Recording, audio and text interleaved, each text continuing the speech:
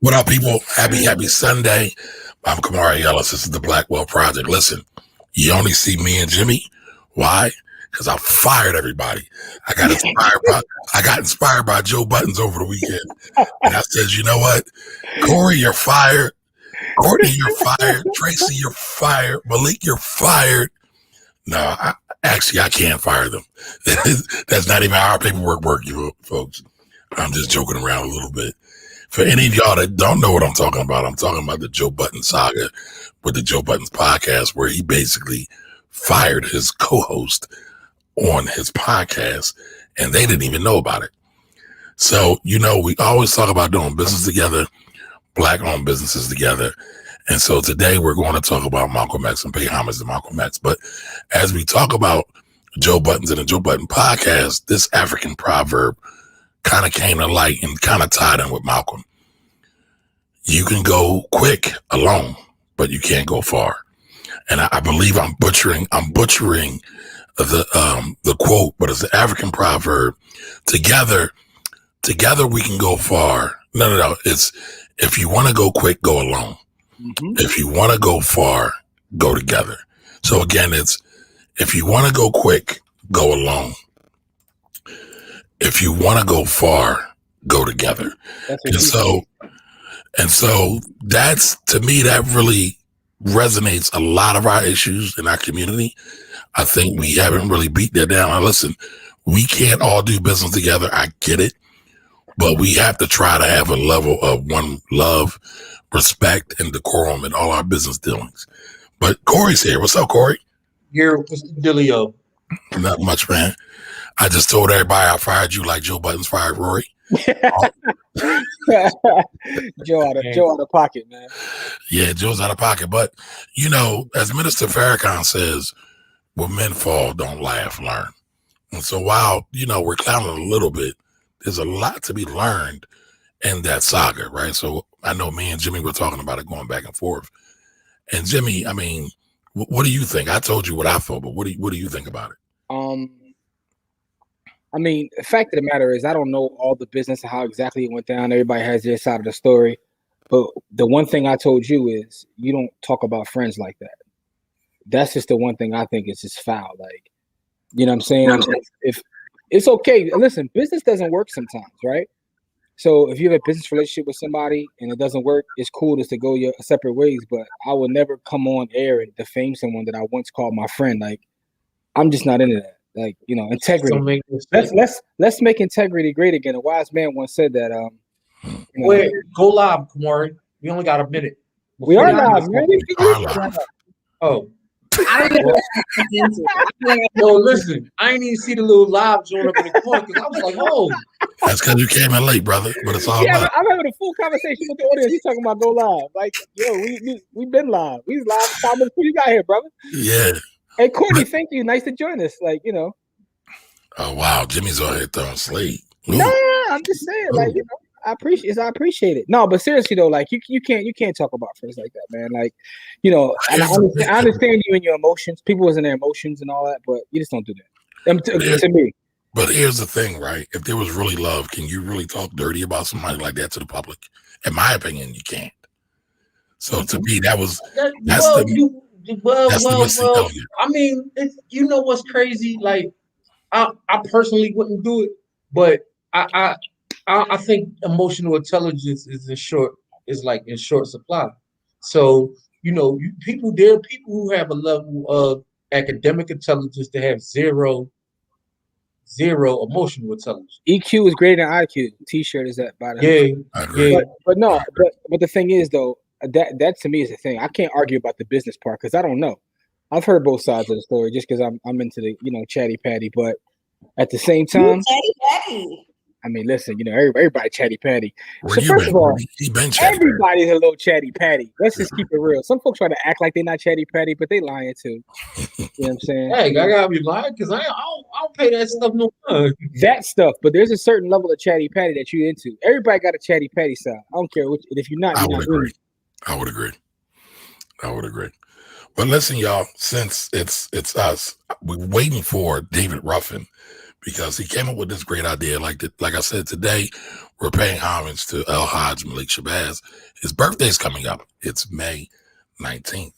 And we said, what better way to say, hey, today is Malcolm X Day, and so tribute to the great ancestor. But I wanted to put this up because I thought this was a great clip. In doing so and showing homage and paying homage to the great ancestor, and then it just ran away from me just that quick. Identifies as a radical. I don't want to be part of any social justice movement that is transphobic, that is homophobic, that is anti-Semitic, that is Islamophobic, that is misogynist, that is patriarchal, that is ableist. No one is free until we are all free.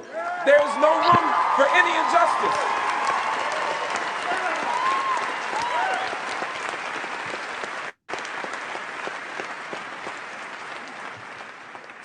So that's why I didn't think I did nothing too crazy when I went to the UN. They asked me to come to the UN to speak on behalf of the Palestinian people as a representative of civil society, as a non-Palestinian person. For me, as a black person, as an African in America, that meant that I was trying to stand in a tradition of African freedom fighters who have stood in solidarity with the Palestinian people. I'm talking about Malcolm X. I'm talking about Huey Newton. I'm talking about Angela Y. Davis. I'm talking about SNCC. I'm talking about Ethel Minor. I'm talking about all the freedom fighters who stood up and said we must stand against settler colonialism. We must be unafraid to name it. We must be unafraid to call it out. We must. So shout out to Dr. Mark Lamont Hill, Philly's own. He's been very pro-Palestinian, pro-Afro-Palestinian, because a lot of people don't know Palestine is under attack right now by the Israelis, as usual, sadly. But a lot of people don't realize that there is a large African Palestinian population that resides in Palestine. So Malik brought up this topic, said we should touch on it, felt he was right, felt it would definitely be in the tradition of Malcolm X, and I felt the great ancestor would be pleased with us. Since Jimmy has named me the Closet Hotep, I'm just going to come all the way out with it. I'm Hotep to the max. So, okay. I expect to see you here next Sunday in the dashiki, man. Listen. I got my Yamin. You gotta be careful though, man. A lot of these dashikis are made by Asian folks, man. Yes, we've talked about that before. But what did y'all think about Dr. Mark's commentary? I just keep it very simple, man. Like, shout out to my sister Kenya, who has a brand, and her tagline is "Treat women nicely," right? And I just find it funny because at the end of the day, man, listen, we just gotta treat people nicely. And when you see the situation that's happening over there, and I know it's very complex. I mean, it's foul. It's just foul. Like, as we gotta do a better job as humans, and I'll just leave it at that. Because to me, it's really that simple. Facts. Anybody else have any other response to that clip? That's it. I mean, I think we try to make it more complex than it needs to be. And I mean, and I think we talked about it. We have a group chat and we talk about these things all the time. And in the conversation of the group chat, we specifically, one of the things that I was concerned about is understanding and appreciating the history of kind of how we got here. But even at the end of the day, no matter how we got here, we are here. And you just got to treat people with kindness or how you would like to be treated. And I think that's where things are falling down. Everybody's so busy trying to be right is that we're not trying to be kind or fair. Facts. You got anything on this, Corey? Nope. You said no? Yep. Okay. But I mean, I agree with both you and Jimmy, Courtney. Let's just be humans. Like, there's a lot of foul stuff that goes on in Gaza and many other places over there. I actually had a conversation with Dr. Mark. That's why I thought it was appropriate to talk about it or to use him as an example, because they will shut their water off, their electric off many times without any provocation. And as we know, there's back and forth, right? And you could probably say there's blame on both sides.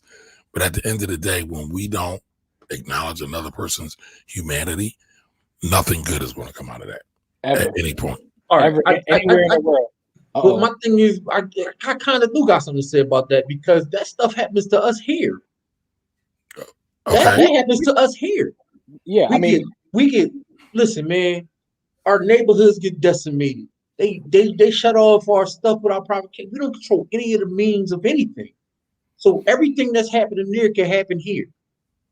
So my thing is, I understand your statement about treating, humans got to be better at being humans.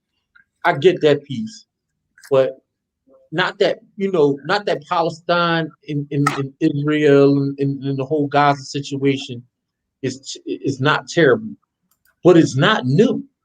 And is not something that doesn't happen all the way around. The people who control the means of production control the way people live, and that happens here in America. They poison in water sources here. They running black people out of town. Like, so my thing is, while that's a tragedy, is not new, and it's not something it's not new, and it's not something that's specific to that section of the world. Yeah, but I don't think anybody made that argument or was saying that. I think that, wrong is wrong no matter where we are in the world, and I think we all acknowledge the fact that it happens here. I'm agreeing. I'm agreeing with that statement. Yeah, but that's why my whole thing is, we as humans, we are terrible. Like, we got to do a better job. We kill the planet. We kill each other. Like, it's just. It's sad, but the fact of the matter is that doesn't take away from what happens here. There's nothing right about what's happening here. I'm not advocating for anything, but what I'm saying is that if we're gonna look at it, we need to look at it. We need to take the magnifying glass to it and look at the whole map. Because it's not just happening there. No, it's not. But that is something that's relevant in the news right now, which is why we're talking about it, right? So, things happen all across the world all the time, and anytime anything happens, we can't just say, well, forget that, because that's also happening here. Like, we understand that it's happening here, but we can also address when it happens somewhere else. Like, Like, we can walk and chew. And just to pull it back into Malcolm X, right? He was very much a Pan-African. He started out as a black nationalist, and then he transcended to a Pan-African. So he was able to identify the struggles of all Black and African people around the globe, and seeing that basically there's a common problem. It's white supremacy. And so if we all had the same commonality, maybe if we build bridges, we can share tactics, resources, and strategies to fight against that problem. And so that's why, Corey, I get your point. Yeah, a lot of stuff is really bad in the United States. When you look at some of the Black communities in the Appalachians, in Alabama, and Mississippi, a lot of it's bad. Flint? Well, yes, Flint. And you can't tell me Flint wasn't intentional, right? I just have a hard time. It was. There was no ways about it. Is that they made an intentional decision to do what they did and to consistently and conceal what was done, knowing. And then they attached their water bills to their housing, and so if you ain't pay your water bill, they took their property. So like, not only did you poison them, and then you attached that poison to their ownership. That's very common. So I think sounds like it's time to buy Flint. Yeah. No, I agree. No, but I think that happens a lot, and I think we actually need to understand that water is a source that runs with the land, and that they can lean. And Michigan actually is notorious for the way they even deal with excess proceeds. It does not go to the owner. It's really insidious. So I'm not trying to kind of cut you off, Corey, but just to add that happens in every other place, is that you owe back taxes, you owe anything, water, any municipal claim can actually be attached to your home, and it can be sold. It can be sold at tax or municipal foreclosure. So that's a really good point. But I think they made those decisions, and they knew that. And here's my problem, that it just kind of even gets like really under my skin, is that as a government, you made a decision to poison the children, knowing that the children would then actually be more reliant on the government, because you basically have, basically hurt their intellectual capacity by the water they were taking in. And it's like, why, like, you don't even have the business. Like, that was even like, You can't even. There's no business decision there. Like you don't even make a good business decision there, Courtney. No. What I'm saying no, but what I'm saying is that you actually made more of a burden on the government by the decision that you made. So that was a business decision that you made, but it just didn't even make any sense. That was full and hateful. And it's like every time I turn around, we are actually being assaulted on every single part. Every single thing we do, we're being assaulted. Like we can't even just walk. We can't drink iced tea and eat Skittles walking our neighborhood with our hoodie up. We can't, drive around in peace. We can't do anything. And it's ridiculous at this point. But it's been but to bring it back to Malcolm X, that was his point. What did Corey say? I was saying that was the point I was making about Palestine. It's not boxed into there. I understand what's happening, but it's not just there. Like that's happening in Haiti. That's happening here. That's happening in places in that. Like it's happening everywhere. No, I think we agree on that, though. We all know. We all agree on that. I don't think we agree. We know that. We know that to be a fact. I mean, even the video that our sister Tracy sent us, I was watching that. And they don't even get approval to build homes. Like, so if a Palestinian wants to build a house, they have to get approval, which they can't. And if they try to, they just knock it down. Right. They can't even, when they have the means to get housing, they can't even get housing. I mean, it's crazy. But Corey, to speak to your issue, because I think it's a valid issue, right? I think we should be talking about all of it. I mean, we can't do it all day, every day. But however, we can take 5 minutes out because there's not enough awareness about it. And we're here and we're talking to the people. So why not be that conduit? But listen, y'all, we're not going to get too far away from the topic. Again, the topic is paying homage to brother Malcolm X, with his real name is actually Hajj Malik Shabazz. But before we do that, we got to get to our B.O.B. of the week. So, Jimmy, who you got for us? Man, actually, Coach Carter, first of all, I don't know where Coach Carter is, man. I literally was on the phone with him about a half hour ago. He gave us the B.O.B. of the week. He's not here to get that. He gave us this topic, as a matter of fact. Well, no, he didn't give us the topic. I thought he did. He gave us the Palestinian part. Okay. Yes. Got you. All right, got you. But All right, I thought you gave the B.O.B. of the week. No, it was actually from him. I just happened to put the website in it. But it's City Athletics, right? So City Athletics is a facility right here in Philadelphia. And it's black owned, full courts and the whole nine. So we were actually there this morning. Malika and a couple other folks was up there shooting hoops. Oh my God, I'm washed, but that's either here or that's a side story. You gotta get that whole thing back, Jimmy. Oh man, listen, man, I'm terrible. Listen, with that being said, though, City Athletics is black owned. It's amazing. It's right in the community.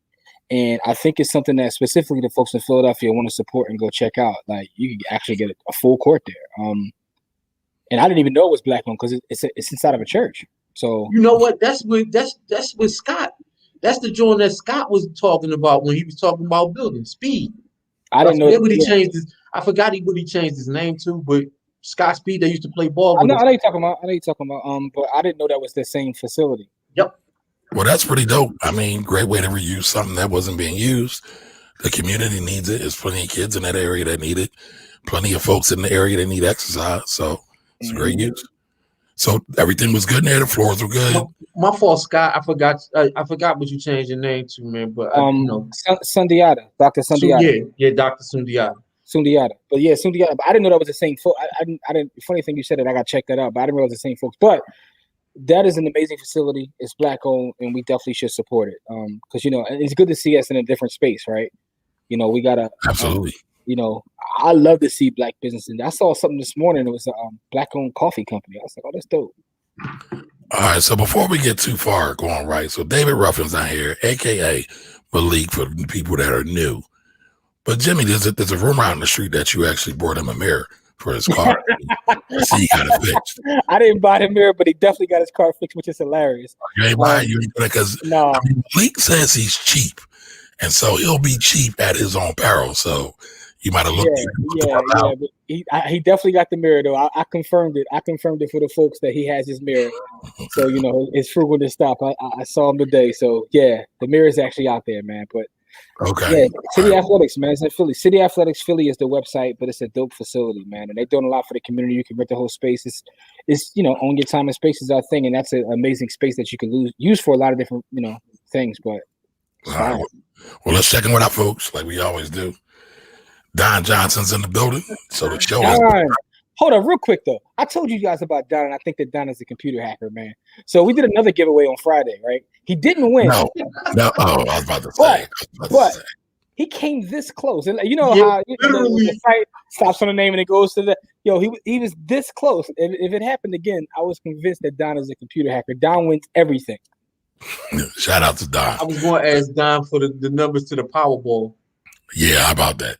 Hey, LeClaire. Hey. Facebook user, how are you? He's a case study in unchecked ego and narcissism. Who's that? Joe. Oh, yes. Yes, you. No argument. No argument there. Oh, Courtney, I don't know if you knew this, but you got fired.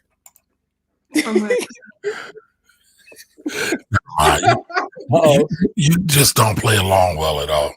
Hey, know what you're talking about. Yeah, I have no idea what you're talking about. So you don't watch Joe Budden's podcast, right? At all? Oh, yeah. I heard about it. I heard about what happened with Drink Champs. Because Ty and I will listen to it on our way up to go. Joe Budden is not Drink Champs. That's the other one. My bad. That's Norman.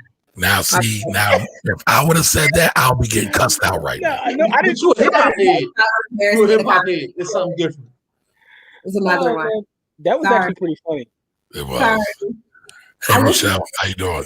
Now I'm flustered. I'm sorry, y'all. It's all good. It's all I don't watch it either, but I keep up though. That's what they call me, man. Jimmy called me a closet hotep, so I just said I might as well come on out.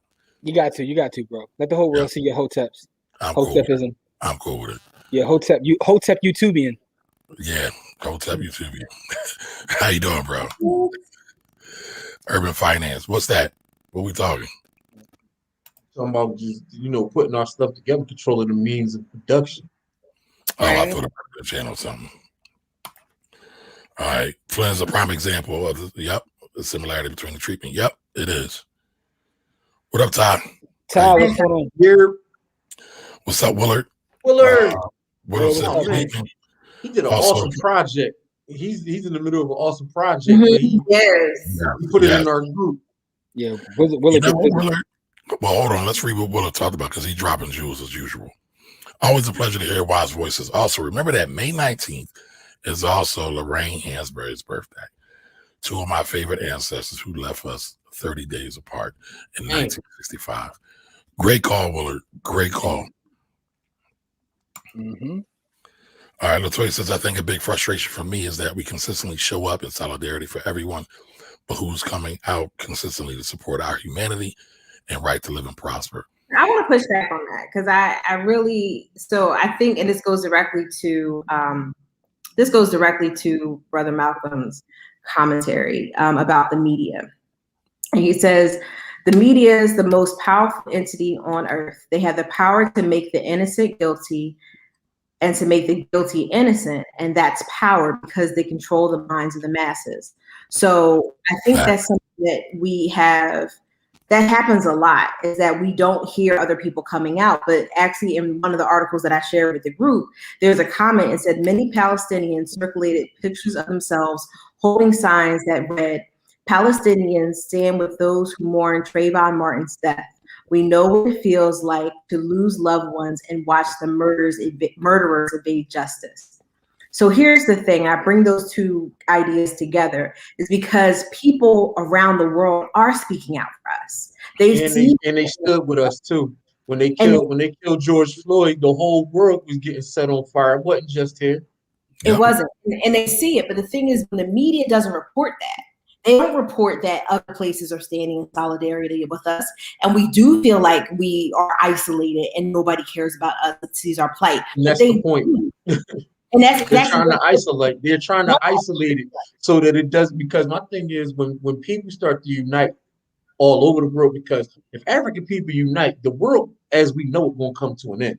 Well, I mean, that's what all distractions and all the nonsense is for. And that's the power of Pan-Africanism. in that, you know, if we start building those alliances and those bridges, as Malcolm will say, that's the power in it right there. Talk about it. Listen, but I want to make a good point, though. Even the idea of calling us a minority, right?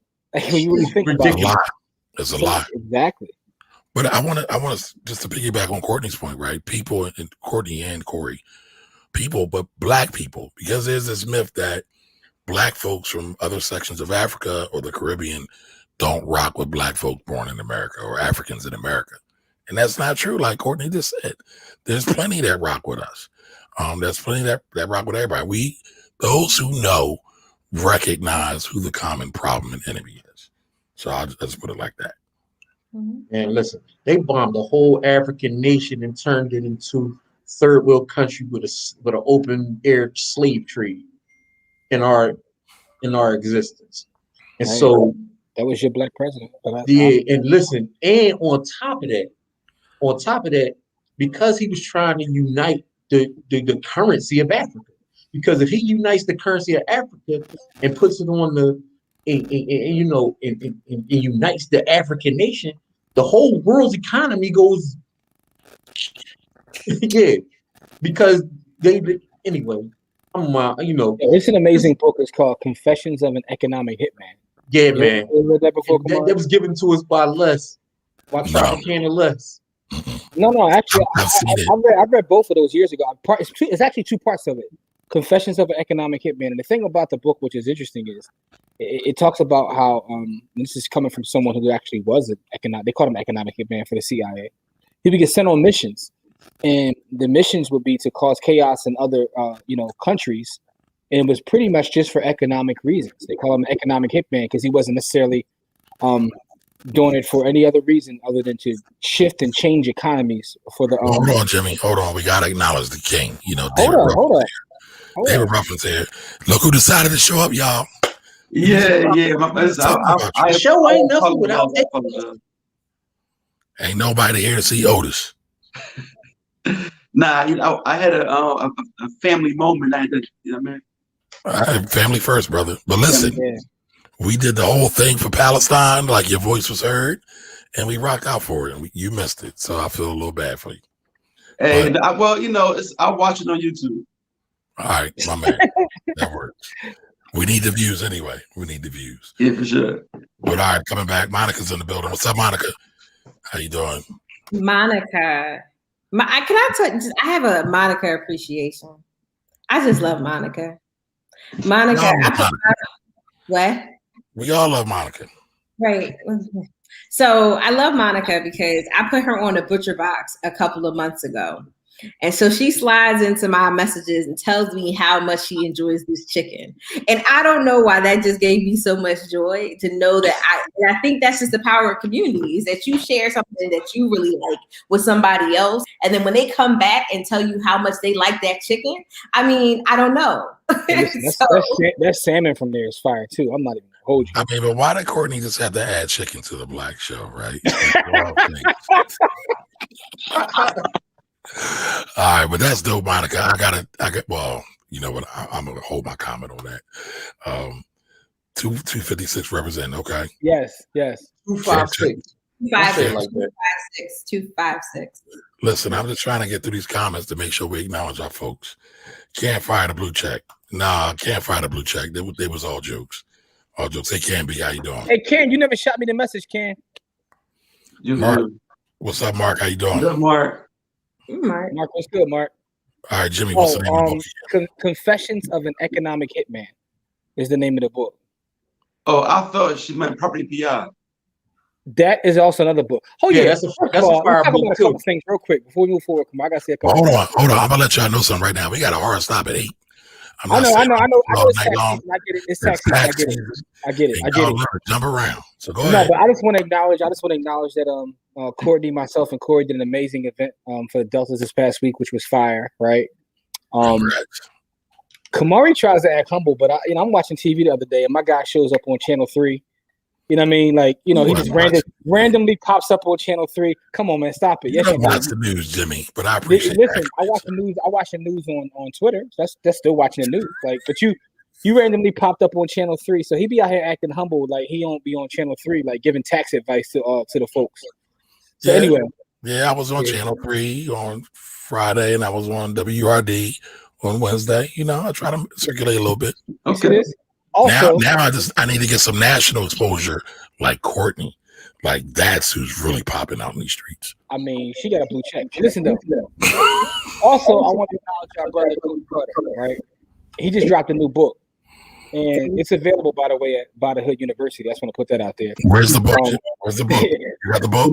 It's called The Property PI. I do got the book. It's digital, but it's available at By the Hood University, and he's showing folks how to source deals in the real estate game. He's giving away all the secrets. So everybody out there doing work. So I just want to acknowledge everybody for their work. So Malik is teaching folks how to get rich in that real estate game, like real rich, because he's actually done it. He's got receipts.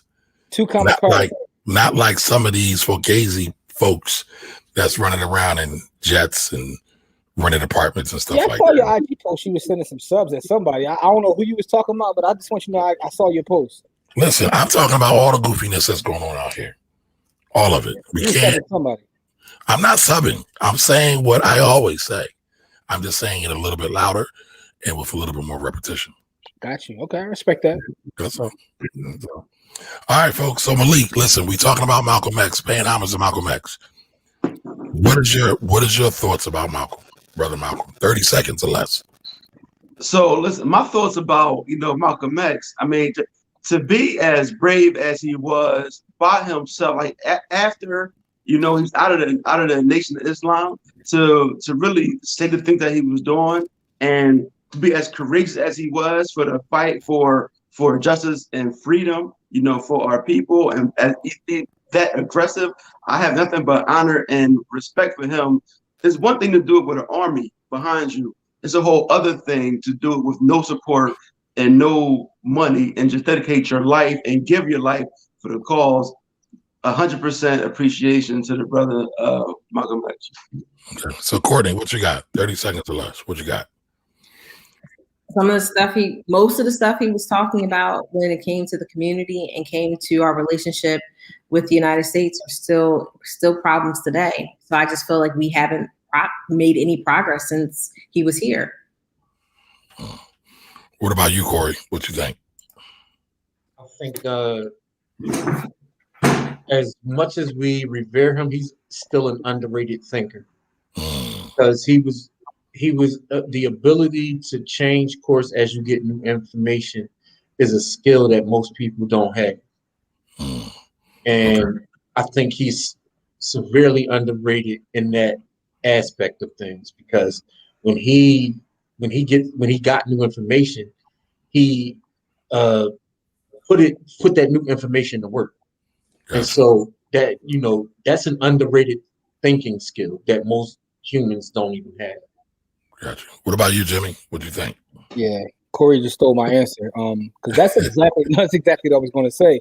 And I said it before in the show. Like, to me, that is the most impressive thing about Brother Malcolm, amongst other things, is the ability to get more information and do what's right. Right. So if you feel though this is right, I'm going to act this way because I have more information, and I'm always going to do the right thing. So that word integrity comes to mind.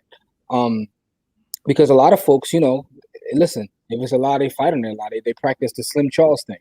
Because they went so far right, even if they get new information, they're going to continue to go right just because they went that far. All right, now, Jimmy, tell everybody what you mean by the Slim Charles. They don't know about standing on a lie. It's from The Wire, man. The Slim Charles theory, I call it. When you go out on a lie, and because you started fighting on a lie, you just got to keep fighting. And that's what a lot of people do. They'll get new information, recognize that they are wrong, but instead of turning course, it's like they're too far in. And Malcolm didn't do that. Like, he's willing to change course, say, hey, I was wrong, and these are the reasons why I was wrong, and move that way. And I think that, to me, is the most courageous thing about Malcolm, in looking at his life. Which is why he had to die, him and Chairman Fred. But, for me, when I look at it, I think a lot of people don't realize the connection between Malcolm and Marcus, and we don't connect those two together. I mean, Marcus and every leader that came after him are connected, if you really want to get down to it. We could go that route. Not so much with Martin, but I get you. I get you. But Marcus Garvey, Marcus Messiah Garvey, for everybody who's not familiar, made a profound impact. Malcolm X's parents were Garveyites. They rocked heavy with it. So we're talking about this whole do for self. By the way, Elijah Poole, aka Honorable Elijah Muhammad, was also a Garveyite as well. So it's amazing that they traveled those two separate roads together and converged in the Nation of Islam and wound up helping one another. Elijah helped pull him up, but Malcolm also helped him get more national exposure. But to me, again, the whole economic program, which was kind of a thing for the nation, but Malcolm really put it on Front Street. And many say that the 1036 plan that was generated by Dr. Reverend Leon Sullivan here in Philadelphia actually was Malcolm X's idea first, and he implemented it first. So I think for me that's one of the many things that sticks out to me about Malcolm. The two events, the two events that really kicked off the civil rights movement. I mean, all the Garveyites, like you said, and the death of Emmett Till. I still think that's the seminal most it brought everybody together. It was the tipping point. It was the tipping point. Yeah. The death of Emmett Till literally just ignited a movement that lasted 25 years. And so, it really lasted longer than that because we're the descendants of that movement, in a way. But, absolutely. But the thing about it is the teachings of Marcus Garvey and the death of Emmett Till are literally the lasting things that we had that sparked this movement that we're on now. Jesse Jackson calls Emmett Till's death the Big Bang of the civil rights movement. It was. There's no doubt about it. There's no civil rights leader that you could talk to that was alive in that era that doesn't credit that event with starting the whole series of events that came after. And it's interesting, like just like reading a lot of biographies. In Muhammad Ali's book, he talks about how that one event changed him. Malcolm talks about it. There's so many. The Black Godfather. There's so many of our icons who talk about that moment. But and it's Jimmy, funny, because I think that a Trayvon is going to have a similar effect long term. Like that kind of set off a new wave. I feel like before Trayvon, a lot of us were just like getting by and we would sleep at the wheel because we felt like we made so much progress. And then boom. But we can't bring up Emmett Till and not mention his mother, right? Because the death was one thing, but for her to do the open casket, that was a level of wisdom or divinity that we hadn't seen before. So we gotta give kudos to the sister for having that wisdom to do that. All right, so listen, Malcolm X, we all revere him, born May 19th, 1925, right? A lot of times we like to celebrate his passing. I always like to celebrate the actual birthday.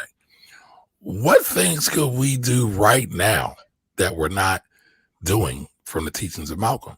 Because Corey said it like he's underrated. While he gets credit in a lot of rap lyrics and a lot of people quoting, but we don't necessarily see the actions in place. So I want to ask the audience as well, what do y'all think we can do to put more of Malcolm's work into play? But Courtney, I'll start with you. What do you think? Is there something in particular you think we can do? Listen to Black women. Ooh. How are you supposed to follow that up? Yeah, like Courtney told the show. Yeah, ain't but nothing to say about that. Like, pretty much. Yeah. Damn, Courtney, you just shut us all down. Like it's mad silence up here. Because there's nothing to say. There's no rebuttal to that. Like, there's no pushback. My answer is R. Okay. Yeah, like it's nothing but that. I'm Kamar, you got anything? Yeah, like Well, no, I just saw Mark's comment. So, Mark, I didn't see your comment until just now. And yeah, we're definitely on the same wavelength. I think for Malcolm, there's a lot of things that I feel we should do. But one is pulling our funds together, right? That's one of the tenets of Do for Self. That's one of his major tenets. Again, pulling our funds together and using them not in a wasteful way, but using them in a way that we could all benefit from. And so, it doesn't, 1036 is a great example, right? And Malcolm had a similar program, and I think it was $10. I think the Nation started theirs first, but I think 1036 got more notoriety. Don't quote me on that. Don't come for me in the DMs. But I don't know. I'm not disagreeing with you, but I didn't know about the 1036 until in recent history. So I don't even know that it got as much notoriety as it should have got. Yeah. That's a fact. That's a fact. But I just think we should do that, even if it's $5 a week, right? A lot of times we want to go after the big dollar amounts, and that removes some of the people who don't have the means to do it. But if we just take $5, $10, like Dr. Sullivan, like Malcolm X, and we can start putting money together and doing it with integrity and transparency and love, that's on both sides. Because we've seen these situations come about, and the legal isn't right. We know Courtney is all on top of that, and then folks just start falling by the wayside. It's a problem. But again, if we do it right, I think that could be very, very powerful. There's something out now called quadratic funding that we need to look at. Quadratic funding? Yep. Okay. Like the quadratic equation. Yep. Quadratic funding. Okay. We need to put that on our list of things to do. Enough said. All right. So Don Johnson said mic drop or mixed drop, but I believe he was saying mic drop. He corrected himself. Oh, okay. But he was talking about Courtney. Courtney just dropped the mic, silenced the whole crowd. On the same token, not needing white validation before you believe black people. Ooh, that's a bar. Who is that? Identify yourself. Yeah. Let us know who you are. Name yourself. What's that? What'd you say, Corey? I said, name yourself, because you just dropped a bar on it. You just biggest bar. Big facts. Right. Big facts. Big facts. Yep. We definitely need to stop doing that. Man, so listen, that's a major thing in our community. Like when we don't believe each other, right? We don't validate each other. That's something, man. Jim, when we first started doing this by the hood thing, that was one of his major pet peeves.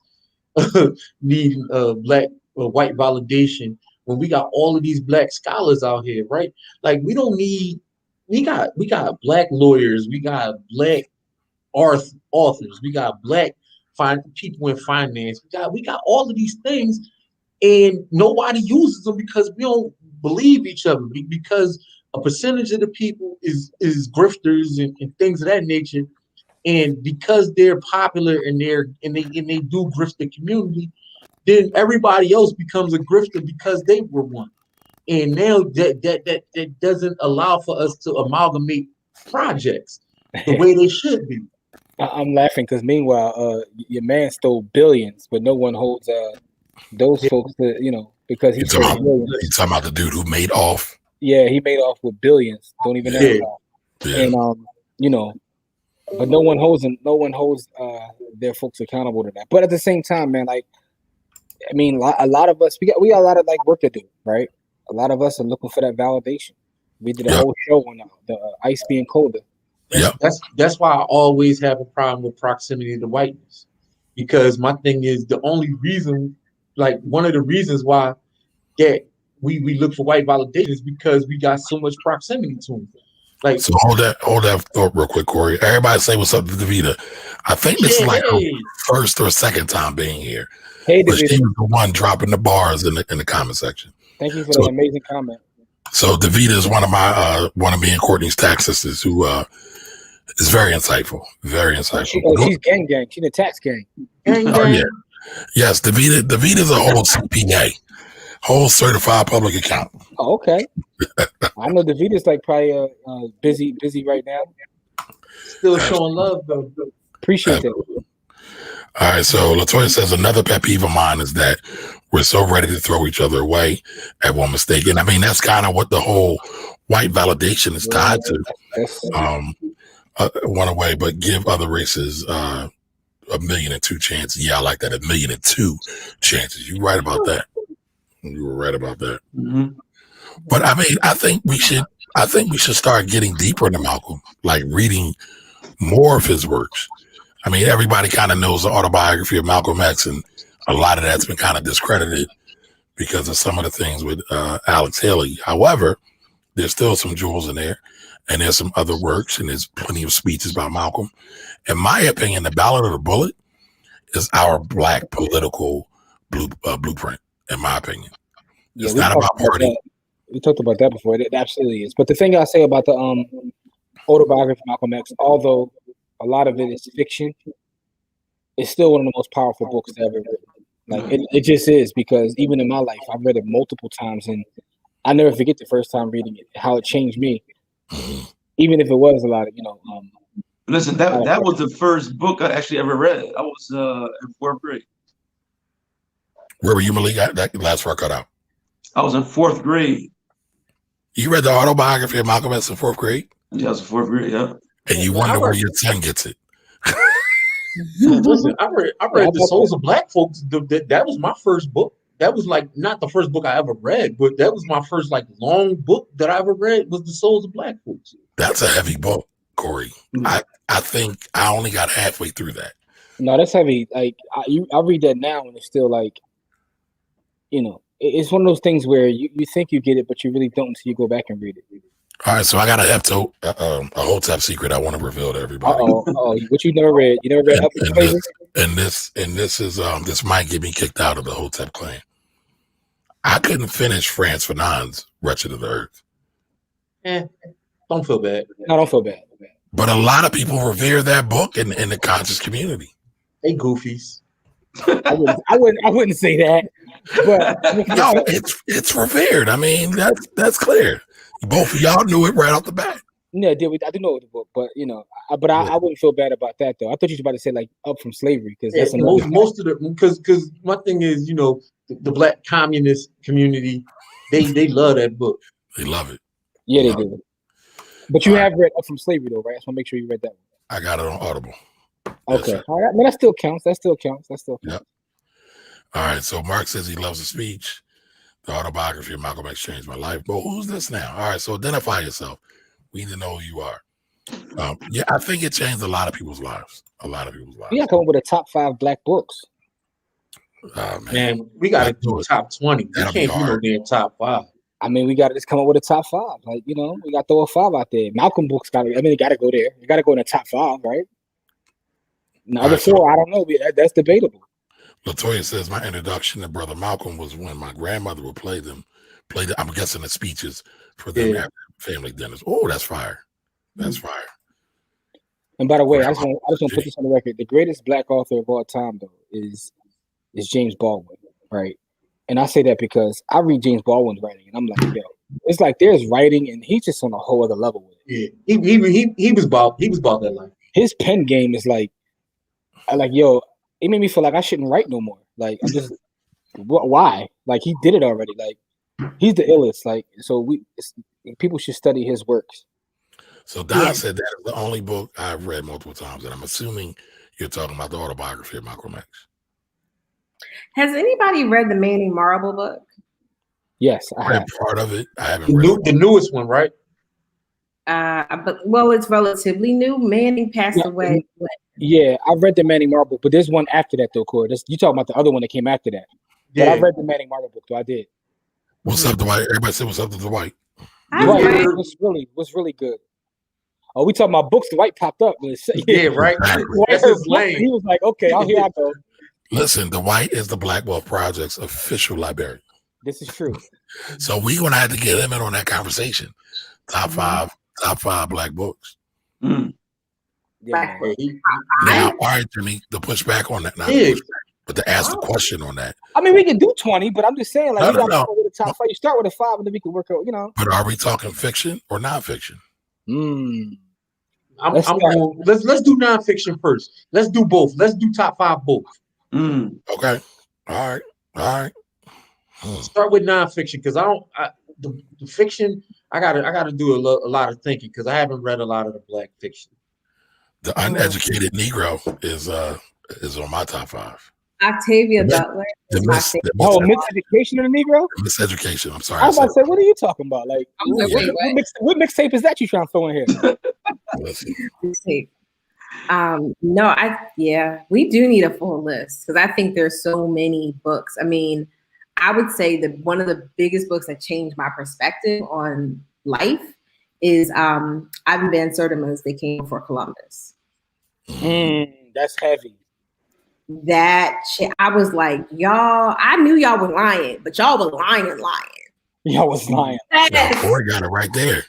Got it right there. Listen, right at him. I'm gonna tell y'all one of the books. The Browder Files. I don't know if you ever read the Browder Files before. Yeah, I read that. But this goes to my Hotepian credit, right? So one of the books that changed my life was Things Fall Apart by Chinua Achebe. Yeah. I mean, just to get a glimpse at Africa and pre-colonialism was life changing for me. I need to reread that. That's one of those books I read, but like I read it at a I know I couldn't fully grasp it when I read it years ago. Yeah, I read it like 2 decades ago. I mean, I like that Things Fall Apart, the album. I could recite word for word that album, but that's either here nor there.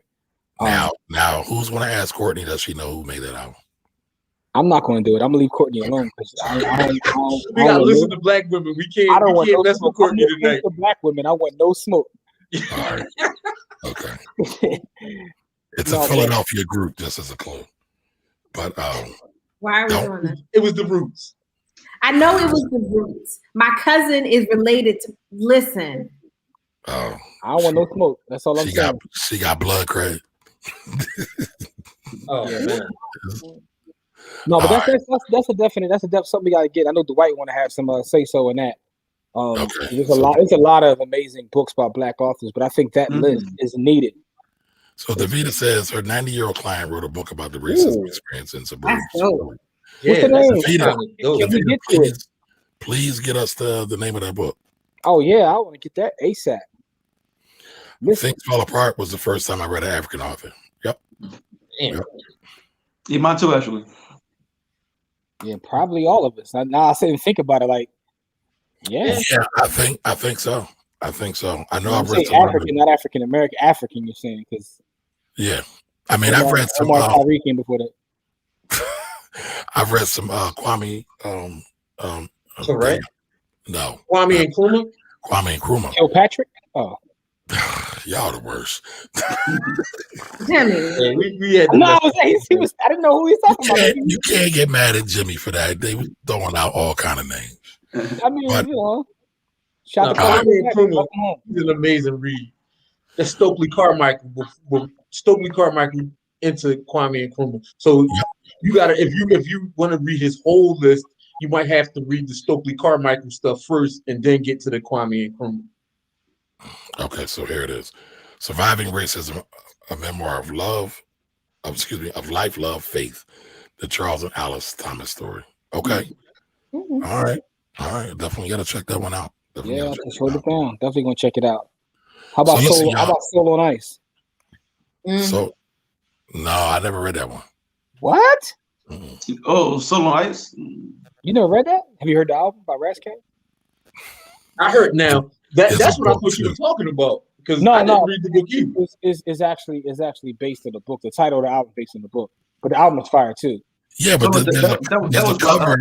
Was it Eldridge Cleaver, Jim? Yes, it was. It was Eldridge Cleaver. Oh, no. I did read that. Okay. Wow, check it out, man. Y'all some smart Negroes. All right, y'all. It's been a minute since I've read Soul on Ice, though, so I don't remember a lot of it. It'll anger you still. It'll still anger you right now. Will anger you. So listen, y'all, we appreciate you all being here. This has been a great show. But like I said, I got a hard stop at 8. It's tax season. I got to get back to work.